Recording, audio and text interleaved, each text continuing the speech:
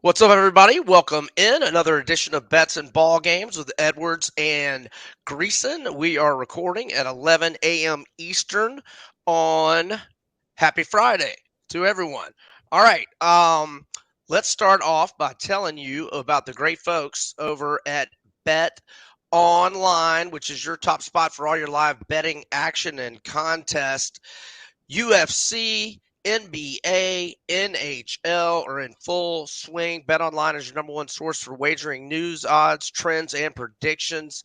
All the hoops betting action, along with every sport available at your fingertips with both desktop and mobile access at any time. Head to BetOnline today and remember to use our promo code BELIEVE, that's all caps BLEAV, for your 50% welcome bonus on your first deposit. Bet online where the game starts. All right, Mr. Greeson, what's up, my brother? Just trying to make it through the world. Looking forward to the Derby this weekend. Trying to get off a terrible gambling slide. The last two nights of NBA games have really humbled me. Done you dirty? I did not have a very good night either. I had the Sixers and the Bucks, 0-2. Now I did sneak in a Sixers plus 10.5 live bet when they were down like 18 or so in the first quarter. But wow, that was a hell of a series. Yeah, it was. Yeah, it was. Man, oh man, Jalen Brunson is what Hawks fans hoped Trae Young would be. Jalen Brunson is ridiculous right now. And as we talk about SEC, and I know we got a lot to get to with the portal, and we're going to break down. We're going to continue to break down over unders as we go get ready for the college football offseason.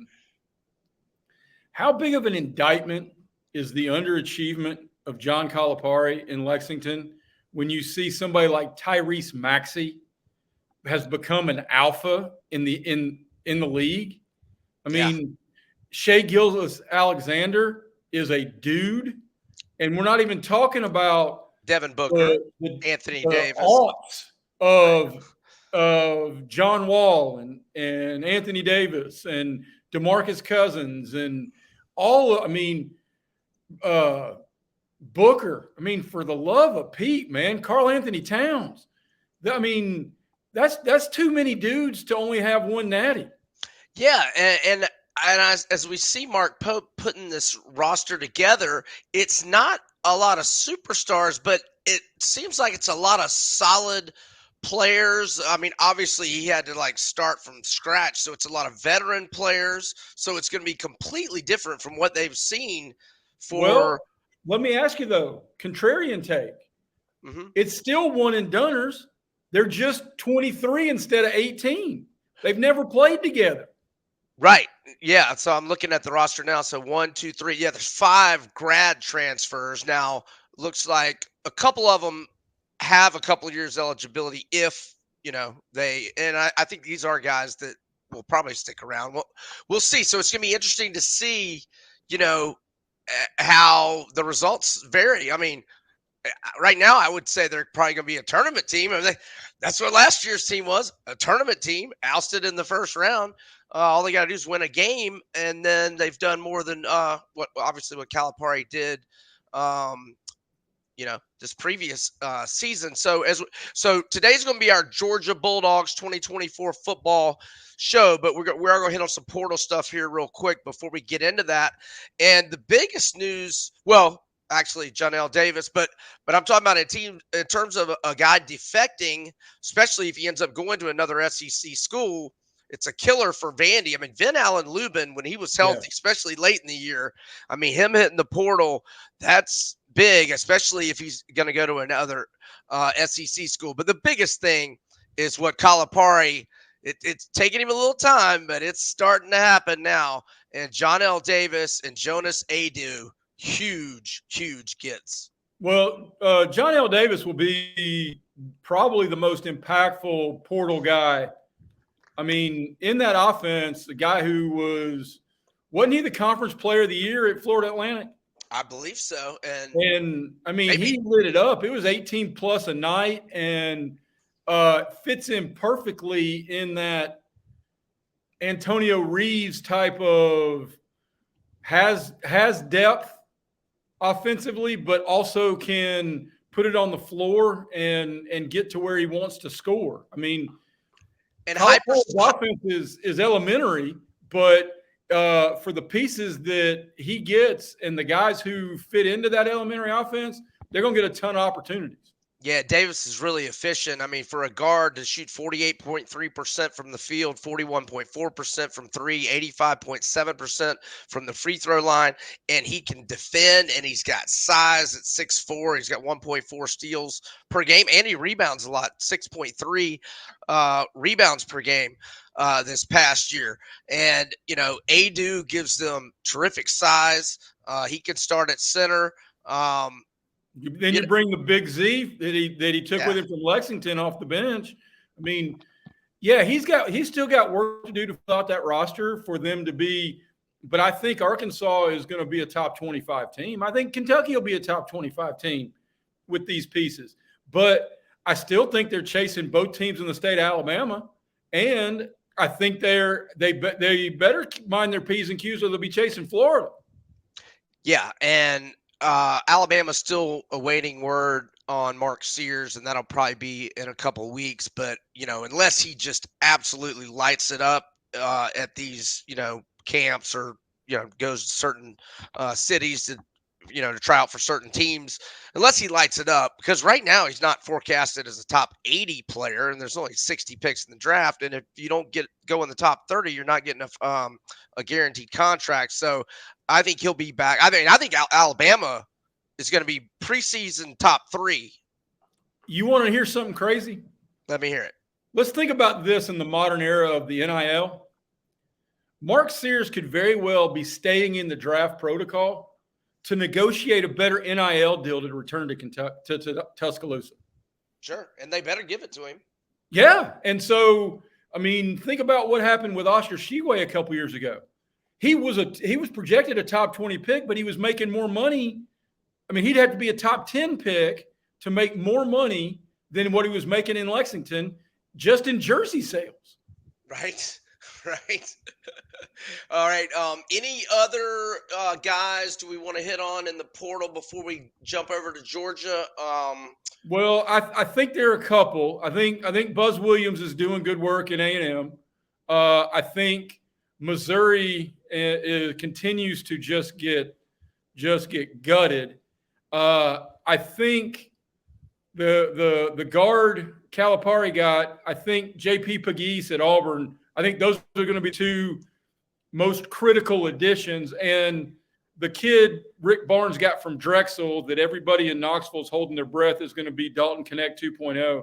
I mean, he's not, so relax, but he can play. And Tennessee's going to go from a team that was a 2 seed to a team that be lucky if they're not playing on the second day of the SEC tournament. I mean, that team got gutted. Yeah. Both in terms of eligibility, Adu leaving in the portal. You got guys. I mean, yeah, they've got Zakai Ziegler, and he's a wonderful piece. But man,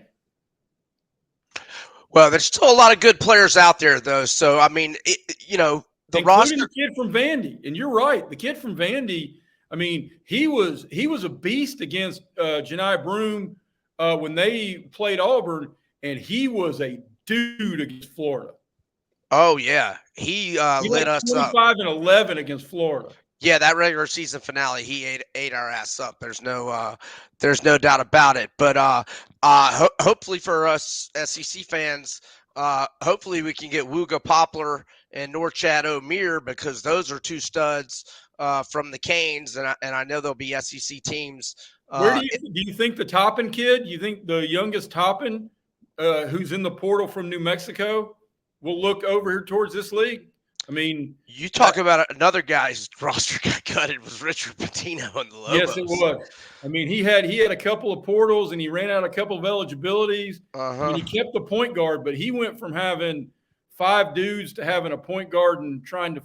He may go to the student activity center and see if they can find anybody who can shoot. Yeah, I mean, look, with Texas and Oklahoma now in the league, and it was already one of the best leagues. I mean, we got 16 teams now. I mean, I think the SEC's in play for every quality guy out there, unless they're just like definitely going to UConn or Syracuse or wherever in the Big 12. Okay, all right. We ready to talk some dogs? Yeah, I'm trying to think if there's anything else out there on the SEC horizon, and it'll lead into this. Kirby Smart got in the last 24 or so hours, got another extension. He's now the highest paid coach in college football, which is justly deserved. And he's now making, hold on to your headset, with bonuses north of $14 million a year. I remember when the Gators got old Oscar Liar from Utah, which would have been in 05. 05, you're right. Because they went undefeated. Or December of 04, we hired him. Right. Yeah, but yes, and yeah, they had gone undefeated, beat Pitt, I believe, in a bowl game. But anyhow, that was 2 years, 14 million. But that was 20 years ago. 2 years, 14 million. 14 million. You said 14 million per? Is that what Kirby's? Per. That was he got a 2-year extension. I mean, nobody's got more job security in college sports than Kirby Smart. No. His alma mater, they back-to-back natties after a forever drought. Should have been in the playoff last year. I appreciate Florida State going undefeated, but Georgia had every bit as big a beef of falling 4 spots, losing in overtime to Alabama after whatever. It was completely broken. And I hate the expansion. I hate it because think about the expansion. And I know we're going to talk Georgia over and under. There's a very real chance Georgia and Texas are going to play 3 times next year. 3 times. They play each other in regular season in October. Let's say SEC championship game and playoff. Okay, yeah, that's possible. Yeah, they both go to the SEC championship game. Wow. That means they're both going to go to the title game, or they're both going to go to the 12-team playoff. Yeah, and who knows? That's not how this is supposed to work. No, gosh, no. I mean, the rematch. I remember when Florida and FSU rematched in '96. It was unheard of. Absolutely unheard of. Actually, we had done it in '94 after the choke at Doak. It was a tie, but that didn't have national title ramifications. All right, so we ready to let's jump right in. Hit us with the numbers, my man. Hit us with the numbers before we break down the analysis. Yeah, let's do that. So, what we've got here, we've got 3 games of the year for Georgia. This is from our good friends at Bet Online. So, Georgia is minus 12.5 against Clemson in the opener in Atlanta. They are minus 5.5 at Alabama. They are minus 3.5 at Ole Miss. Now, FanDuel's got a total for the Clemson game, and that is 48.5. All right, Georgia's odds to make the CFP minus 900, which is just insane. Not so insane, I guess. Now that it's 12 team. All right, Georgia plus 325 chalk to win the CFP. Ohio State's got the next shortest odds at plus 395 at Bet Online. Bet Online has Georgia the plus 200 favorite to win the SEC championship game. Carson Beck is plus 850 favorite to win the Heisman. Quinn Ewers at Texas plus 950, the second shortest odds. Trevor Etienne is also on the board for the Heisman at Bet Online at 50-1, and Bet Online has Georgia's season win total at 10.5, shaded to the over minus 135. The under is plus 105. This is a staggering testament. All of those numbers. One, you're right. The minus 900 makes your eyes. It's going to take us a little bit to get used to the 12-team playoff because you look, they're minus 900 to get in the playoff. Oh yeah, there's 12 teams. Right. Because they can still go under their win total and make the playoff. Absolutely. I mean, and everybody. One of my million complaints about the playoff is the faux argument that this is about inclusion and fairness. This is not about inclusion and fairness. This is about money. This is going to allow Georgia and Texas and Ohio State and Alabama and all the teams that everybody complains about always make the top 4, they now get 2 mulligans. I mean, Georgia has 2 mulligans this year. If they lose their 2 biggest coin flip games at Oxford and in Austin, they still are even. It would behoove them not to be in the SEC championship game because 10-2 Georgia is in the playoff, period. And actually, I mean, I think they could go 9-3 and probably get in there.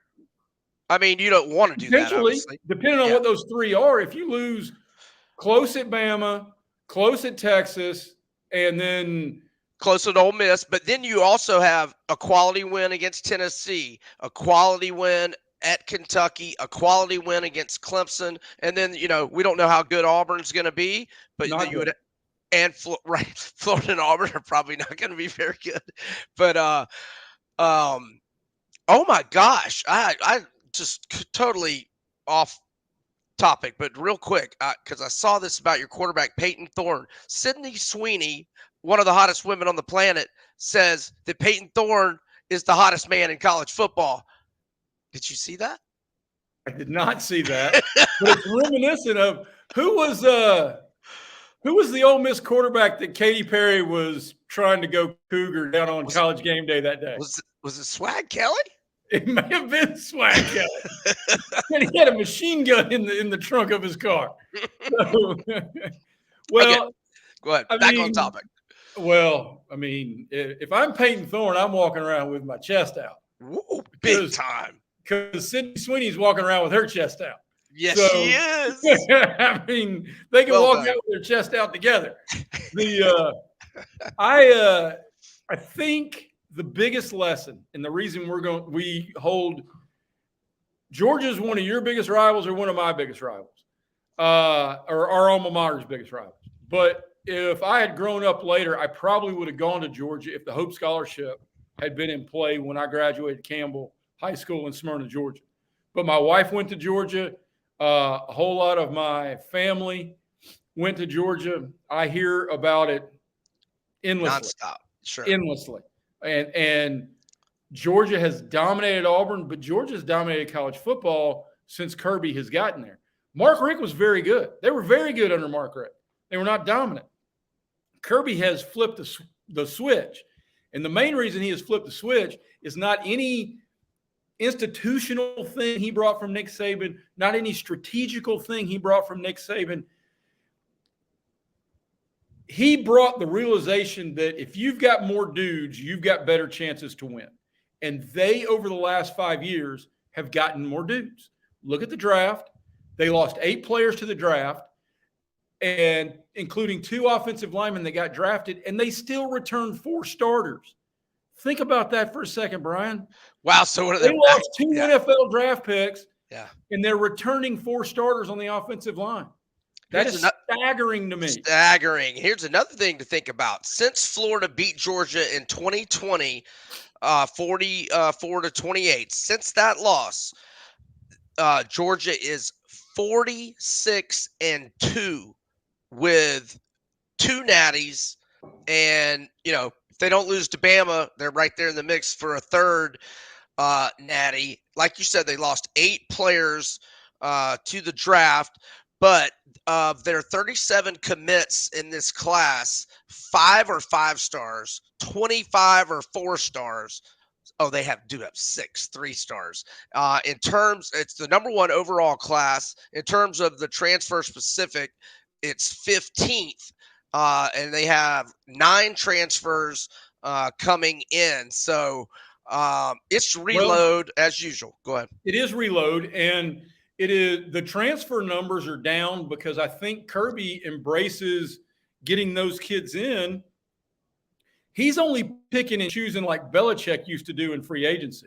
I mean, because if Georgia's transfer portal rating is only 15th, but the little ETN is the most important transfer in the SEC because Georgia's going to need him to be a bell cow dude. And with Carson back and maybe one of the deeper wide receiver rooms, not only in the SEC, but that Georgia's had in a while because they got Ra Thomas back. They got the Miami kid, Colby Young, who's 6'5" and can go get it. I mean, they've got a lot of players on the perimeter to the point that they lose Brock Bowers and Ladd McConkey, and they're not going to miss a beat with playmakers, in my opinion. No, It's just one of those things. Offensively, I love Carson Beck.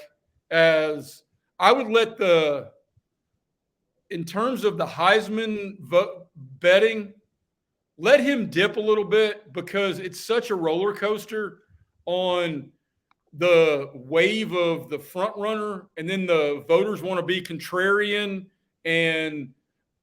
But by the time we get to mid-November and Georgia's unbeaten and they go to Oxford and he lights them up, I think Carson Beck is for sure a Heisman finalist, and I'd be hard-pressed to pick anybody against him.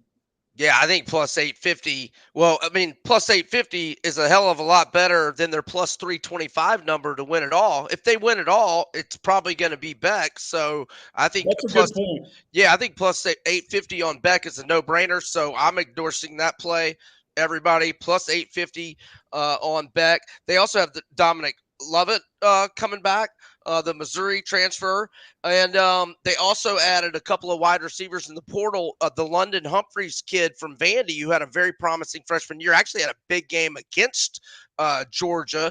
And he was a 4-star transfer. And so is Colby Young from Miami is a 4-star transfer wide receiver. And they got another he's only a 3-star transfer receiver, but he was a 4-star out of high school from USC in Michael Jackson. He's a thriller.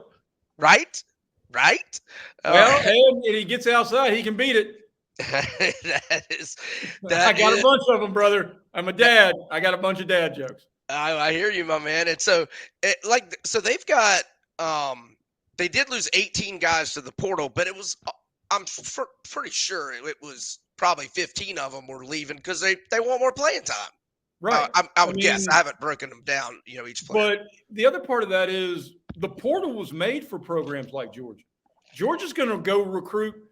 One of the smartest things Ray Goff ever said is I heard him speak at a luncheon that recruits would come and ask him about playing time. He said, don't worry about who's on the depth chart in front of you. Worry about who I'm going to recruit behind you. Right. So you got to get here and work. And so if those guys weren't getting playing time, and then you look up and you read off more stars than the galaxy in the Georgia recruiting class, those guys know the writing on the wall. If you aren't making progress by your sophomore or your redshirt freshman year, getting up the depth chart, they're going to get dudes who are hungry for your spot. So, I mean, and it's one of those things that is the hidden benefit of the Saban method of the overabundance of talent, which sounds easy in principle, but Kirby has instituted it in Athens that their practices have got to be ferociously violent. Absolutely. I mean, and you get to a point that those guys, they look forward to Saturday, and you and I have covered countless high school football games. And I loathe the cliches that are espoused, but they're almost always true, including one of my least favorite is iron sharpens iron. Well, truth be told, Kirby Smart's a blacksmith, and that's what he's doing in Athens. Yeah, and I mean, he makes that speech all the time. You hear him say, we're not, competing against Florida or Alabama. He goes, we're competing against everybody. Like we're trying to be better than everybody in the country. And so, hey, before we get into the schedule breakdown, because the way he's got this thing humming, it doesn't look like, I mean, sure, there are going to be years like last year where they don't win at all, but is this thing going to hum for 20 more years? No. I mean, okay, well, so, that's going to be my question. My question is, he doesn't ever want to go to the NFL, though. No, does he? No, he doesn't want to go to the NFL. But what's going to change is somebody's going to money whip him. I mean, you're not going to get as many 5 stars in the NIL era. It's one of the reasons why Saban left, in my opinion.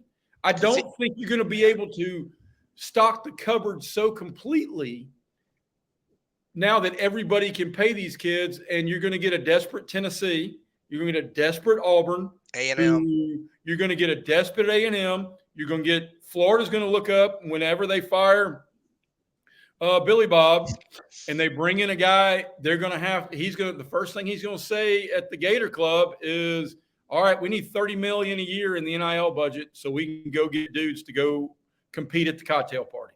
And so, no, I don't think it hums 20 years. And the other part that's not going to hum 20 years is he doesn't want to stay. He's making $14 million a year. At some point, I don't know. I mean, Well, you this get is to his a point. destination job, and I don't think he wants to go to the NFL. So it's going to be just retirement. That's going to be the I only don't thing. know. I mean, who knows what he may or may not want to do. I know I don't want to work forever. The other part about whether it hums forever or not, well, the other part that Kirby does, and he does this better than Saban, and this is high praise. Remember 2 years ago how Kirby actually convinced Georgia that they were getting disrespected coming off a national championship? It was so ridiculous. It was unbelievably ridiculous. But he convinced his players in his locker room that nobody believed in them, even though they were preseason number 2 in the country. And can you imagine what they're going to do after his After speech actually not winning out of the playoff? Yeah. Yeah, I mean, during the celebration after TCU, there was a couple guys going, "Shock the world, shock the world." We were preseason number 2, and we shocked the world to Pete. You are not shocking the world, my man. Nobody. You did not shock anybody. Right. You didn't even shock TCU. Okay, right. You didn't even shock the Horned Frogs. Right. Well, look, I think there is that fear that this thing could hum for 20 years. Because I just looked up his age. He's 48. So, I mean, and maybe, if they get a couple more, he's wanting to, chase Saban's records. I mean, that's my fear. This thing could hum for 20 more years. And if so, Georgia fans are loving it.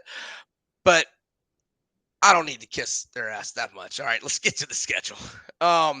So Clemson, like I said, 12.5. That's a dub. Clemson. Not only is that a dub, if you can get that at 12.5, I know you run the risk of Carson Beck rolling an ankle in preseason practice. In Atlanta, Georgia's going to pistol whip Clemson. I concur. No question about it. And Clemson is definitely I mean, credit to Dabo. I mean, they were neck and neck with Alabama there for a while. But they are really starting to fade. And on that note, has he gone into the portal? I don't think I've looked. Is he still being stubborn about that? He very well may be, but they lost way too many first 2-day draft picks to be as mediocre as they were last year. Did you notice that? Wait, I'm sorry. Say that again. Clemson lost way too many day 1, day 2 draft picks, the first 3 rounds. Right. Yeah. I did notice that. Kind of blah-tastic as they were last year. Right. They were blah. And guess what? He's getting even more stubborn. I think he had 1 transfer last year. He has 0 transfers. He is that stubborn and hard-headed. And I can't think of a number bigger than 4 touchdowns that I would not lay in Atlanta on the opening weekend. Yeah. They're going to get mauled. Yeah. Okay. So there's a second play for me. Georgia and Jay. Georgia minus 12.5. And yes, I mean, at 14 or less is an absolute gift.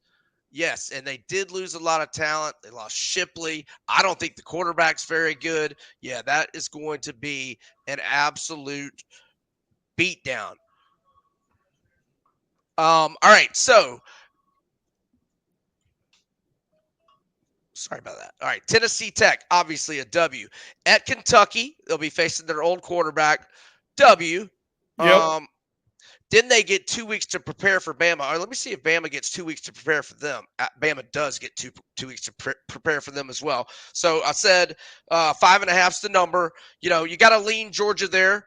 I'm more than a lean, Brian. I'm more than a lean. You're an absolute dub. Okay. Yeah. All right. I'm gonna come back to it. I'm gonna not commit quite yet. All right, Auburn at home, dub. Right. Mississippi State at home, dub. At Right. Texas. Okay, wait. There is a line for that game. Oh, maybe it was just Bet Online didn't have it, so I can grab it from somebody else. I believe Georgia's favored by 1.5. What are you thinking on that one? That's the game of the year of the regular season, I believe. Yeah, I think that's a bigger game even than Michigan, Ohio State. It's not a rivalry game, but that is in Austin. Side note, how many different college game day locales is going to include Georgia? Because they could very easily be in Tuscaloosa 3 weeks prior. They assuredly are going to be in Austin. And then Maybe Ole in Miss. another 4 weeks or another 3 weeks, they could absolutely be in Oxford. Yeah. Yeah. So I'm saying minimum of 3. Yeah. But So yeah, Georgia is minus 1.5 at FanDuel, and the total is 55.5 in that game. I mean, that's gonna be a ball game. it's going to be a very good football game. But two things that jump out at me. Even if the quarterbacks are a push, because Quinn Ewers and Carson Beck are both listed at various sites that if you can find the number as co-favorites to be the number 1 overall draft pick in the 2025 draft. But Georgia's biggest question mark to me is going to be the back seven defensively. Do I believe they have talent? Absolutely. Am I sure of that talent? Beyond Malik Starks, not overly. And maybe the middle linebacker, but the only way to exploit that would be NFL quality wide receivers and an NFL quality running back. Texas lost all 3 of those. Concur and conversely, Texas's strength defensively last year was a nasty defensive front led by Byron Murphy. A lot of those dudes are gone. Who Now, our Falcons could have had Byron Murphy. Oh my God! Such a better pick would have been than Michael Penix. And in 5 years, we're going to look up and Byron Murphy's going to be very Aaron Donald-esque. And Yes. Michael Penix, we're going to wonder if he's going to ever start. And I was talking Georgia. Come on. You derailed me, and now I'm going to have to go take some sort of pharmaceutical. But Georgia returns 4 offensive line starters who combined for 50 starts last year, Brian. 50 starts. That type of skill set up front is going to translate to success on the road. The Georgia schedule is brutal this year. Last year's schedule was a cakewalk. Right. This year's schedule is difficult. I mean, you got Clemson in a neutral site. Yeah, we think they've drummed them, but still it's Clemson in a neutral site game. You got road games at Kentucky, Bama, Texas, and Oxford. I mean, that's a daunting task for most teams. Georgia is not most teams. I think they win at Texas. I think the only possible game they could lose at Ole Miss is at Ole Miss. Yeah. And I think that is the Kiffin factor because it's completely unpredictable. And they're coming off the rivalry game against Florida, which, it is a rivalry game, but I mean, not as much because they know they're going to be favored by 28 points or whatever the hell it is. So I'm looking, what does Ole Miss have before Georgia? I mean, they're at Arkansas. Easy game, but they are traveling. I would like Ole Miss's chances better if they had 2 weeks to prepare and Georgia didn't, but that isn't the case. Yeah. Tell me what you think about Georgia, Texas, because I kind of dominated there. I took no, you're fine. I still need to do some studying on Texas right now. I would just say that I don't want to play over 10.5 because I think they have legit chances to lose at Texas and at Ole Miss and potentially at Bama. I think the discussion is really just those 3 games. No disrespect to Tennessee and Kentucky and Clemson because they're going to be top 20 teams, I think, but Georgia is a top 3 team and it's going to, it has been, it's going to stay there. for a while. So, the season win total is the pass for me because I think they could legit lose at Texas and at Ole Miss. And again, they can still win the national title if they do that. If they go 10-2 and those are their losses, especially if they're close games, not only are they in the playoff, I think they're a pretty good seed in the playoff. Don't you think? Well, no, especially because here's one of the crazy things, and another thing to hate about the 12-team expansion. Because I need to look this up real quick. There's a real chance in your image of 10-2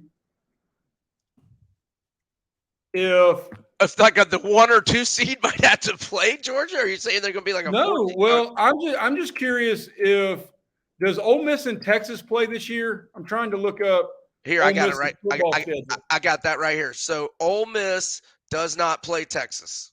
See, because all right, if they go 10-2 and both of those teams, let's say they run the table, and you're talking about they play, it would behoove Georgia not to be in the SEC championship game. Because a 10-2 Georgia against a 12-0 Texas, a 12-0 Ole Miss is going to be no worse than the second seed outside the conference champions. Third seed, maybe. Right. I mean, the way the thing falls out. Right. I mean, I personally, I can understand a pass. I don't like to have conversations like this. I'm not putting my name on it yet because there's a whole lot of things, and that number's not going to change. Maybe the odds change. Maybe the odds, but a smidge between now and August. But I think we can forecast. I love Carson Beck as a Heisman pick right now. I'm on Georgia. As soon as you and I get off this conversation, I'm going to my various accounts and getting on Georgia minus 12.5 wherever I can find it against Clemson. Yep. That's going to be an absolute curb stomp. No question about it. All right, so we both, or I like Beck for the Heisman plus 800 or plus 850 at Bet Online. And shop around. I mean, maybe you can find a better number, but I doubt it. And I also like and then Georgia at 14 or fewer. Love them against Clemson. And then I'm a pass on the win total for now. And but I lean over. I think. Oh yeah, I figured. I'm not a big believer in Texas. I'm not as big a believer in Texas. I know Quinn Ewers is a dude, but they lost a whole lot of his toys, and that conversation will be real interesting. But I think Georgia is no worse than an 11-win team. All right, so Jay leans over. He obviously loves Georgia against Clemson in week 1. Are you an endorsement on Beck plus 850? 100%, because you made a great point that if Georgia, that's such a better bet than Georgia plus 325 at 350 to win the national championship. Because if they're in a position to do that, even before you go to the playoff and play better teams, if Georgia runs the table and they are, I mean, the Beck bet is better even than the over. Because if they're 11-1 and you cash at minus 130, Beck's going to get invited to the ceremony. Right. All right, my man. We got to wrap this bad boy up. Tell them about Jay's plays and the 5 at 10 and all that good stuff. Well, the 5 at 10 is my 5 things I'm thinking about every morning, weekday morning, Monday through Friday at timesfreepress.com. And Jay's plays is our afternoon gambling suggestions. Although right now I'm wrestling whether I'm curious whether as a professional gambler you've ever done this. I'm in I'm an 0 for 7 hole or a run, an 0 for 7 run that I'm wrestling with doing the Costanza. Everything I think, I'm just going to do the opposite. No, that's when you get hot, and but you stay cold by going against what you're thinking. So no, I don't ever go Costanza like that. All right, so yeah, check out Jay's stuff. I mean, the poor guy, 0-7 slump. He's probably down to like plus 92 units in the That's last. almost exactly what it is, actually. Yeah, poor guy. Poor guy. Gonna have a slump every now and then. All right, you can find my work content at Major Wager.